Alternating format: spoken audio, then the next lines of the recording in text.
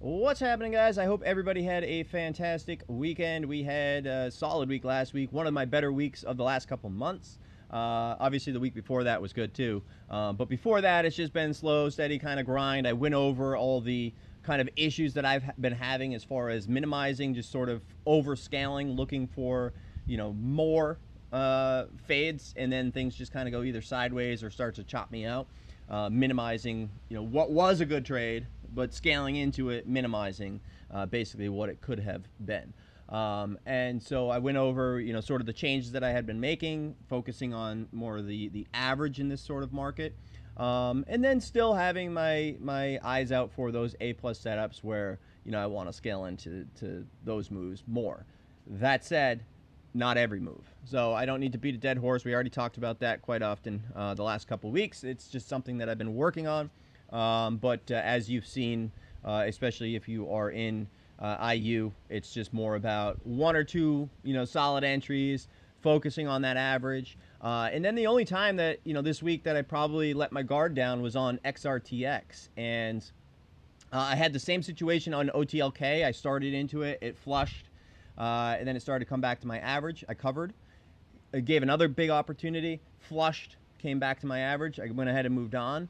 And then it went to 90 cents. And I had that huge opportunity from basically high 70s down to the 40-cent range, right? And so that was perfect. And that was a situation where I behaved on the front side of the move. I didn't try to force anything. And then there was XRTX, which was on Friday. And I had an okay entry at first. It was fading. It was working extremely well. And then I was going for the cover, and I just kept on getting partials. I didn't get that full, like the volume comes down and just smacks your bid and you're out. On something like that has a lot of volume, a lot of times you usually fill in one shot. So that was the first sort of signs to me, like maybe I should probably just cover the entire thing. And I probably said that 3, 4, 5 times because I was adjusting my bids higher and higher to try to get a better fill. I did get a good fill one time, but then all of a sudden there was a newsletter late day that kind of went for it, and it popped. I scaled into the trade, it flushed, and then it came back up. And I didn't expect it to really hold on that well, so I went ahead and bailed on that trade. And that whole thing, I just got a little exhausted from maybe having too crappy of an average, getting a little bit chopped up, sort of anticipating what I thought was going to happen. And then as it held, it blew off to 80 cents or so, and I just avoided the trade. And looking back and seeing it, it obviously gave the same setup as OTLK. So it just goes to show, you either behave on the front side and you absolutely crush it like OTLK, or you kind of try to figure it out. You're anticipating it get chopped up, and then you exhaust yourself and you take that really A plus opportunity away from yourself because you couldn't just wait. So that was probably the weakest trade of the week, and it's equally frustrating to see that it just was a squeeze and mean revert right back to that 50-cent range, right where it was coming from. So that was sort of the fumble of the week for me. But things are definitely heating up, and as my schedule starts to clear, as you guys know, I've been doing the lake, and I've been doing the renovations at a couple beach spots, and it just got to too much over the last year and a half. It's just been constant, writing checks or calling or going up there and just doing all these different things that takes my mind off of just kind of focusing in on the market. And so anyway, it's as these things clear, I see my trading getting even better. So that was good to start to see, and it was like immediately as all the things started to finish, trading started to pick back up instead of just that slow kind of grind mode that I had been in for a while. So video topics, we went over TPST. We talked about flushes being that entry. Then we had that one last blow off move and a nice steady unwind from there. Really clean fade the last couple days. And the idea that I posted in the room, a lot of times people kind of anticipate and get too aggressive with too much size, as we've been talking about. And so TPST, the idea was just, kind of stick with a good average. There's going to be these random pops here and there. And if you size up too much, you will get chopped up.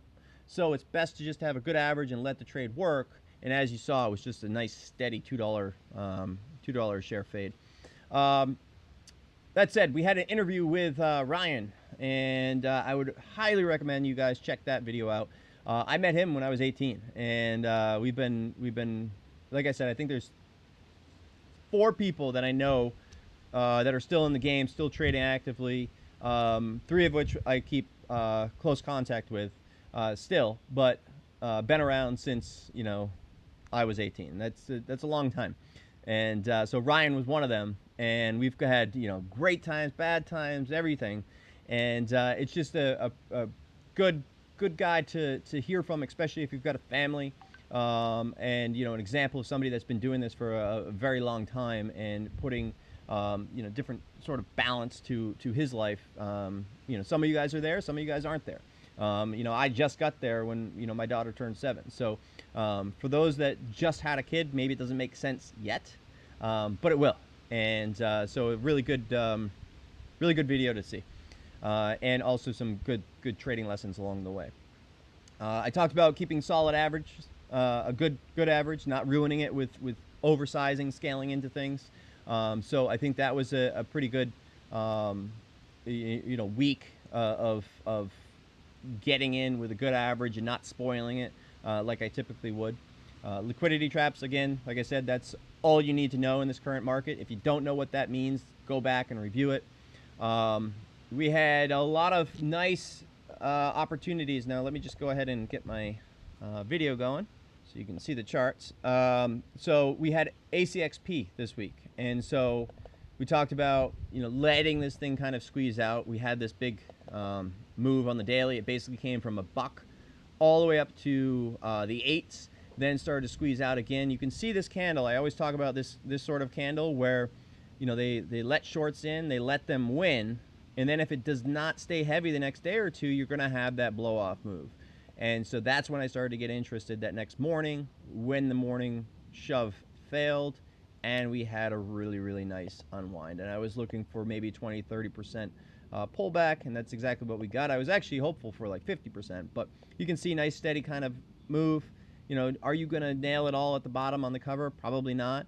I covered some, but then as it started to find a base and consolidate and hold this little trend here, that's the sign.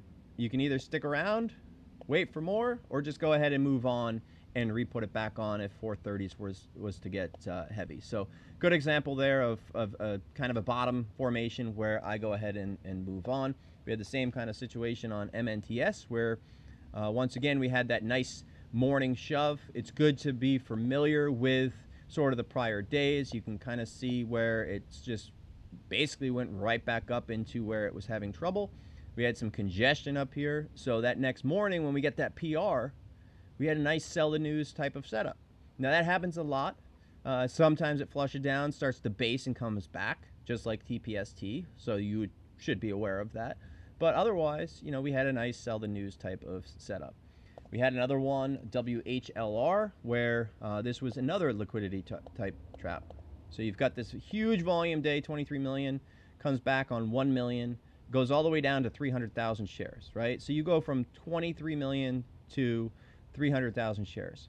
Then you get a little morning move, ramps up, sits back, shorts get, comfortable again, then closes weak, they're all holding, and then guess what? We gap up, we break over that prior level of 130, and everybody squeezes out. So then we have that nice kind of clear out move, and after that clear out, that's it, and it starts to fade back on its way down. So that was one that I had gone long and then flipped to the short side, and it worked out pretty well. But it's a great example of exactly how these liquidity traps work.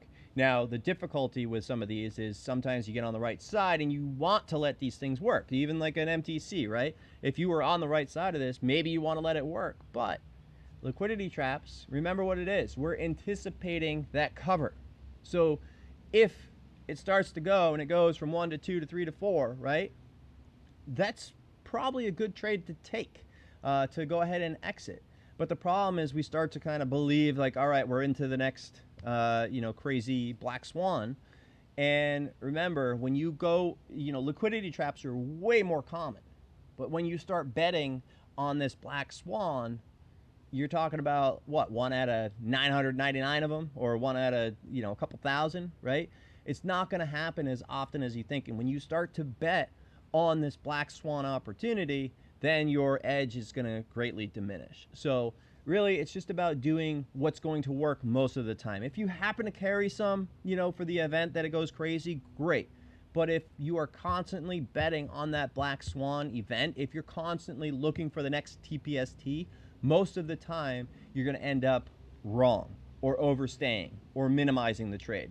Most of the time in the event, like these liquidity traps where they do squeeze out, it makes most sense to go ahead and use that liquidity for your exit. If it starts to hang on, starts to firm up, and you decide that you want to, bet on that potential next breakout, then go for it. Make sure you have a proper risk reward. But more often than not, just know that that trade is likely going to fail.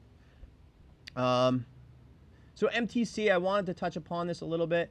That we've seen this many times, but I've been talking about this on the China names. It happens a lot on just about everything else too. We talked about it on top. The reason why, I was actually long bias that day that it went to 260, even though I fumbled it. I stopped out on the long. Is because wash. They just create all this volume. So we had 20 million shares this day. It goes from 55 cents to $1.30, sits back, lets shorts win into the close, consolidates again, lets shorts kind of, hang around, pops up, fades off, and then the next day they make everybody pay. So you've got probably a buy-in, and if you notice, they let the shorts win from the morning. So they ramp it up again, and now they're letting the shorts slowly hammer it down. They're winning. They're adding. This is no brainer. And then we start to stabilize, right? We start to go sideways at this level. Can you prepare this? No, obviously not. But once it gets over this prior level, it's on, right? And especially after this little pullback has a little dip and rip and it continues on, this is when things start to get, nasty, because it came back and it ramped over that prior level. So this is where, you can see the volume start to pick up, and this is something you want to watch. Look at the volume here, and look how much it died over here. You're talking like 10,000 shares a candle, right? So all of a sudden you start to realize that all of this volume is probably just longs and shorts playing against each other. And then as it starts to stabilize, you start to see just how thin it trades. And if you go back, just go back to any of these days. You're talking about trading literally 16,000 shares a day, 15,000 shares a day, 17,000 shares a day, right? And now all of a sudden you're short 20,000 shares. You're literally short the same, you're short double the volume that it had on this particular day, right? But we don't look at it like that because we're just looking at the volume. And so we're thinking about, okay, well, there's 1 million shares, 5 million shares traded, so, it's not that big of a deal. It's not that big a size. And then when you think about what the actual liquidity typically is, that's when you start to get these types of move. People get in trouble, and, they weren't expecting that they were risking, $1, $2, $3 per share. They were going in risking 30 cents a share. And all of a sudden it goes to a circuit and goes to another 30, another $1, and they just didn't have a backup plan for that. And that's when we get broken accounts. That's when we have huge squeezes. And again, they just create this exit. It's basically creating this cover, which creates their liquidity. It's the new way of doing promos.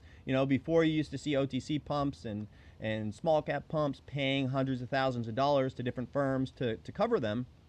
Now they just create a short trap, and that creates the liquidity in itself. So keep that in mind. Just be aware, be cautious of that. XRTX, as I said, this is the one that I fumbled last week, and there's just so many signs that I saw and I knew to cover, and I actually was thinking about swiping it a couple times, but I did cover into the flush. I covered into this flush, I covered into this flush, and then it started to kind of go, ramped up.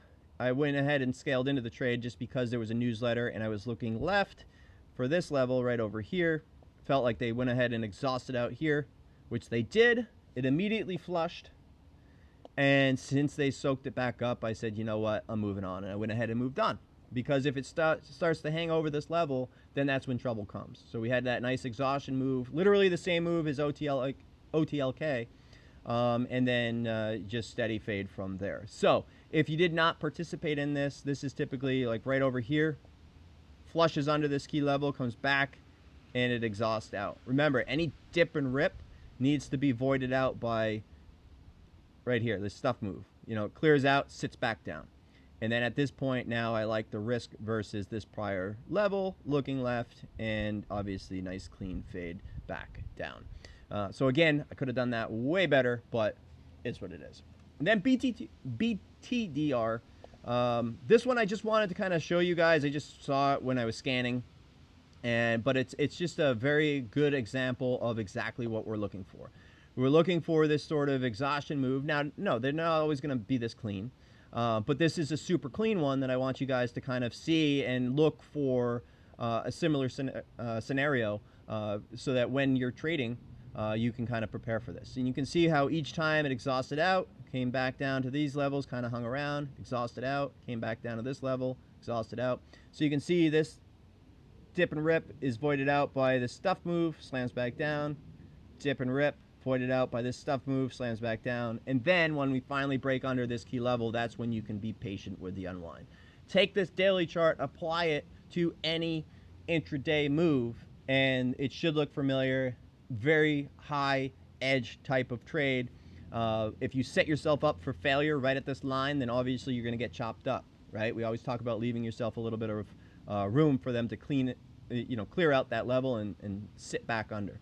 And then if you are risk adverse and you're looking for a situation where you can have a set risk, then you want to wait for it just to kind of fade off, and then you can wait for it to break support and join that trend along the way. So hopefully that will help. But this is the daily chart, but it's exactly what I look for. It should look like a failed follow-through setup that we cover on a regular basis. But anyway, that's it for that. Let's get right into Sunday video and kind of ideas for the week ahead. As always, I am not a financial advisor. These are not buy or sell recommendations, and this is for educational and informational purposes only. If you're not okay with that, shut the video off. If you're good with that, let's continue. So AUMN, obviously a wild mover since the reverse split. The chart does not necessarily reflect that, from back here when it was 20 cents and 10 cents, but had a reverse split, came all the way down. It's been coming back nicely since. So you can see that it had a nice breakout move, and you can see the wicks. They kind of fade each time. So what happens when you have wicks like this is, you've got the stock going up, and then it starts to fade off. It makes shorts feel good about it, right? It closed weak. All right, you made it. I'm going to go ahead and swing trade that.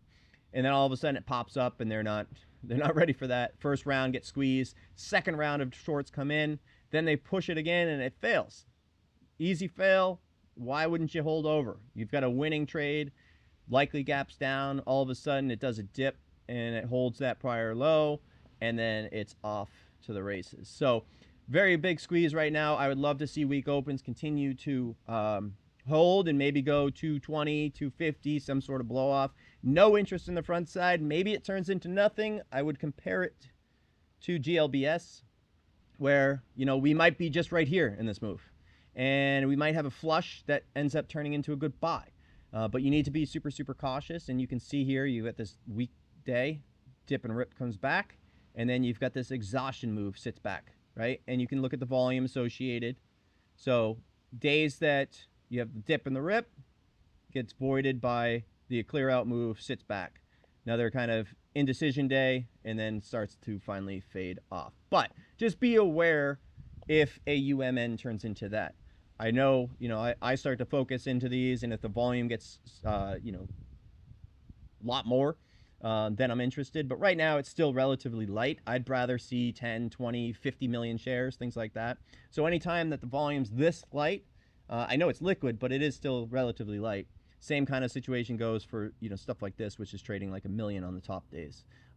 They can always hang around longer than you think. So again, be careful, but it should be a great opportunity once everybody kind of gives up on the short side. ICU, very clean move. Great opportunities the last couple of days. Lots and lots of trapping under $1. Great long idea for the squeeze. Great short idea for the pullback. It's just been trading extremely well. The problem is the risk is extremely high on the long side. We know it's obvious that they're going to race. The problem is everybody's already positioned to fade it into that offering. So whether they amend it first or whether they kick the can down the road, we're going to find out soon. Do they raise tomorrow morning? Do they need to amend first? I'm not sure. Or do they let that start to kick down to Wednesday, Thursday, and then have some crazy buy-in because everybody's already positioned in a big way, millions of shares short for this raise, and then you end up in a bad situation. So we'll see. But regardless, if you are trading alongside, you need to be super aware that, you could wake up and be down 30, 40, 50% pretty easily. But it's almost as obvious as the VS trade was. You guys know we were, I think everybody came to that conclusion.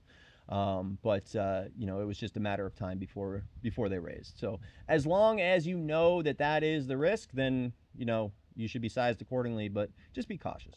But those are the two things for ICU. So either gap up, some sort of parabolic move and fade, or possibly if it's heavy tape into 9:30 a.m. Sometimes they put the offering down at 9:28 a.m. Right before the open. I'd be looking for something like that. And then we've got BPTH. So BPTH, this is exactly what I was also kind of referring to, where is this really bullish right here? Is this bulls coming in, buying the dip because they think it's a good company? Or is this just covers, right? And in my opinion, it's just covers. And so what I would compare this to is BCEL, where, it's coming down. And was this really bullish? Were people saying, all right, this is time to buy, this is going to go higher? Or was it just, oh crap, I got to buy in. I got to pick, do I get bought in right at the open, or do I get bought in VWAP throughout the day? And decisions, and then we have just nothing the next day. So I feel like that's what BPTH was. I feel like, we talked about SECO, and I was talking about Thursday being sort of the breakout day. Obviously, we had a huge move from 120 to 180s on that day, so that worked out extremely well. MTC was a similar kind of thought process and concept. As well as many of these other ones, including HUBC. You can see the big volume day, then it starts to hold. You've got the bait days. They're baiting, meaning goes up and they let the shorts fade it down, goes up, let the shorts fade it back down. Then they break over that level and the shorts are upside down. So that's what you want to be aware of on something like BPTH, not to fall for this candle thinking that it's actually bullish. That said, if enough people are on the same side thinking that it has to go down, then that's when we get that secondary move. So that's why you need to be super, super cautious with your bias. Make sure that it's an agreement. LiPo, this is under the failed follow through section. Very nice trade on Friday. I got short, basically faded this action. You can kind of see the topping action over here. Then it flushed down. I went ahead and covered, and I actually went long. And then I went ahead and sold into the end of day clear out. And anytime you don't have lows after 11 a.m. when it's kind of starting to stay pretty consistent, you've got this slow, steady support system. And what happens is that means to me that there needs to be some sort of clear out move. And you never know, is it going to just be at 240 and then it slams down, or is it going to continue to go 250, 270s and go into a circuit? You don't have those answers. So all you can do is sort of anticipate it and then just be ready to react when it happens. And you can see that it went right off that 250 trigger. They got the volume and they tried to force their exit, but they failed pretty well. So again, this kind of reminds me of SASI, where shorts didn't necessarily kill it, but they likely are still there. So if that's the case, then I would be watching midweek for that potential buy-in day, just like you saw on SASI. And you should start to see this more and more with all these charts, because that's what's paying right now. Everybody is a short seller. So when things are fading and they're holding on oddly well, that's a nice long opportunity, and hence the idea on SASI on what was that, Wednesday, that I was talking about the buy-ins on that one. And it's not every stock. It's not every stock that just has volume. It's based on how it trades and based on how much they kind of bait. And if you just go back and think about like how easy was that short and how likely are the shorts likely to hold it over, swing it, that's when you get the advantage for the potential of the liquidity trap.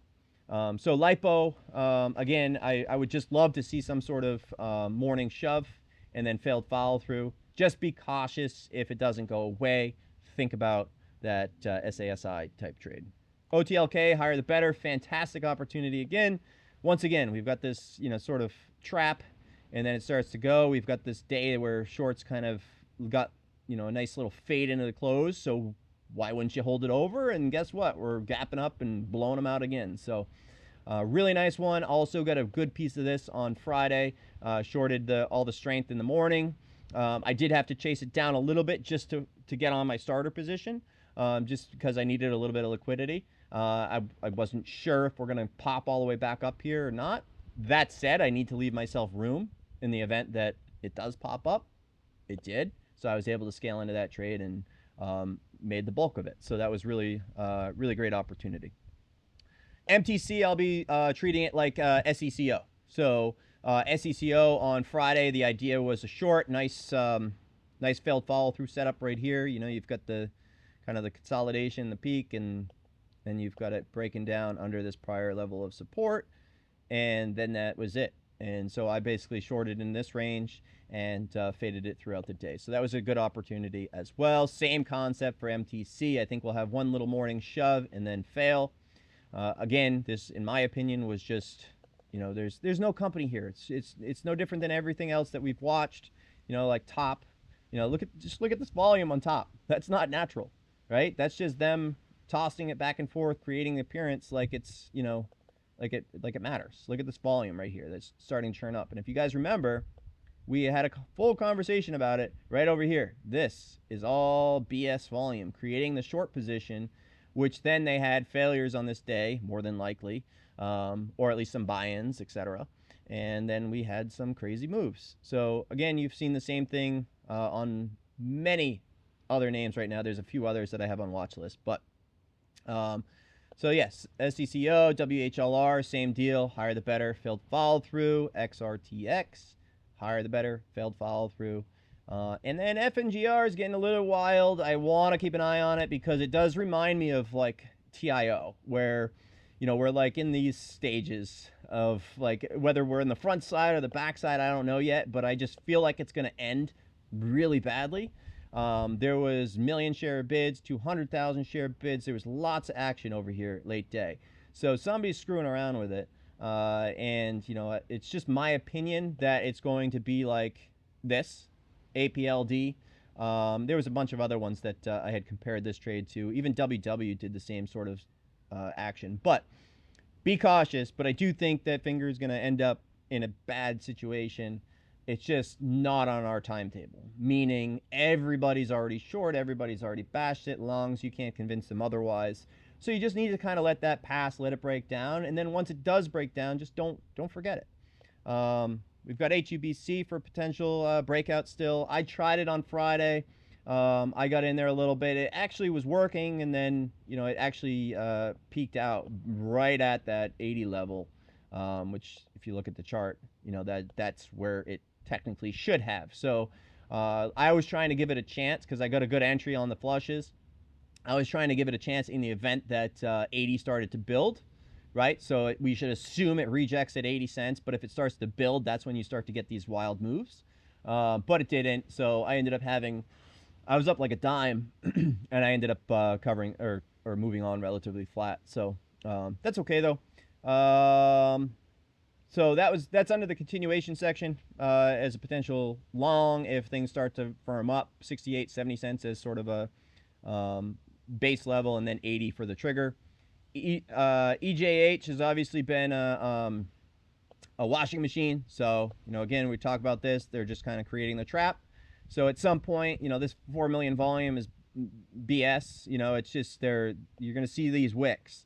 You're gonna see this wick. You're gonna see this wick, and that's when people start to hammer those bids because they're training people to hit bids. You know, if you guys remember RETO and all these other trades, how many times did they train people to hit these bids on the way down and then make them pay? Right? So we've seen that over and over again. So you got to be cautious of that. Top, again, I already said we've been having some washing in that as well. So, you know, they're obviously making a plan. It doesn't mean it's going to happen now, but it's definitely something to be aware of, and no different than TCGH. And if you look at this one, pre-market, I mean, just look at the volume. It's like 8K, 8K, 8K, 7K, 7K. You know, it's all the same. It's all washing. This is not real volume. So they're trying to create the appearance and create a liquidity, a liquid market, and they're going to start to toy around with it. So we'll watch and see how it plays out. But regardless, we'll see. So anyway, t-shirts. I'll pick a couple. You got to put them on the link. So as always, if you're watching this video, you're either on the blog post itself, and if that's the case, then they're on there. Otherwise, just go under YouTube, the description, click through to the link on the blog, and the winners will be posted there for this week's t-shirts. As always, leave your key takeaway, and if you have anything that you learned or you'd like to learn more about, you know, just post it. Otherwise, have a great, fantastic rest of your weekend, and we'll catch you guys in the room on Monday.